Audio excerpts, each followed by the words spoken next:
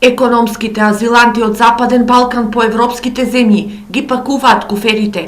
Околу 375.000 азиланти во Германија, од кои 42.000 македонски, кои се одбиени за азил, перманентно се враќаат во земјава од така наречените економски или лажни мигранти. 80 до 90% се роми. Германија превзема мерки за намалување на напливот на азиланти, прогласувајќи ја Македонија како безбедна зона, и поради таа цел, како што напоменав претходно, голем дел од веќе од тие луѓе кои што предстојуваат во државата ќе се соочат со нивно враќање во нивните држави. Враќањето на азилантите се очекува да се зголеми во текот на оваа година, па прашањето е како да се интегрираат повратниците роми во земјава. Ќе се соочат повторно со препреките, со поголеми препреки, и мислиме дека ние тука ќе им излезнеме во пресред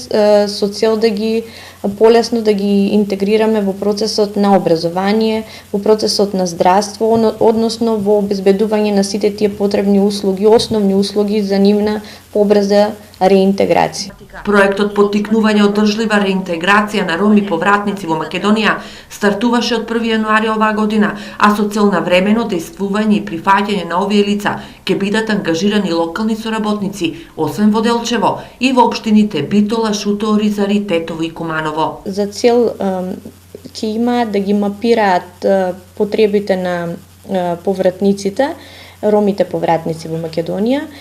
Исто така ќе имаат за цел да ги информираат самите роми повратници каде би можеле да се обратат за да остварат одредени права и останати цели.